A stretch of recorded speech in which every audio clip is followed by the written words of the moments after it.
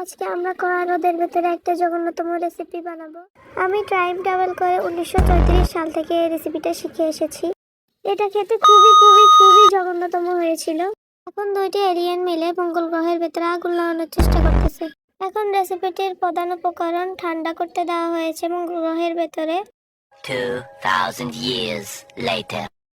রেসিপির উপকরণটি অনেকটাই ঠান্ডা হয়ে আসছে। আজকে মঙ্গল গ্রহে অনেক পরিমাণে গরম পড়তেছে।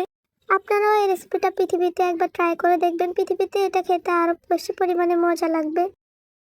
এখন সমুদ্রের পানির সাথে উপকরণটি মিশানো হচ্ছে। এখন আমরা রেসিপিটির সাথে বাকি উপকরণগুলো মিক্স করে দেবো। এখানে অনেকগুলো প্রাণীর ডেড বডি দেওয়া হচ্ছে।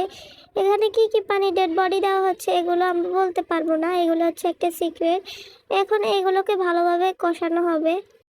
রেসিপিটা অনেকটাই তৈরি হয়ে আসায় অনেকগুলো এলিয়েন নাচতে নাচতে বেহুশ হয়ে যেতেছে। আপনাদের কিছুক্ষণ বাদে এলিয়েনগুলোর ডান্স দেখাবে।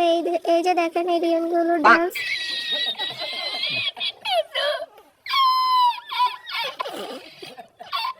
কিছু ছোট ছোট এলিয়েনগুলোর খিদা লাগা। আমি ফ্রিজ থেকে মাথা এবং হাড্ডিগুলো এনে দিয়েছি ওদের খাওয়ার জন্য।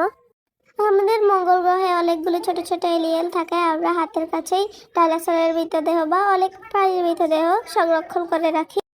এখন আমরা এলিয়েনদের জনপ্রিয় খাবার বানাবো, যেটা পৃথিবীর মানুষের খাদ্য পরোটার মতো দেখতে। এখন একজন এলিয়েনকে দেখাবো। ইনি হচ্ছে আমাদের এলিয়েনদের লিডার। ইনি রেসিপিটা চেক করতে এসেছেন, এটা ভালো হয়েছে না খারাপ হয়েছে।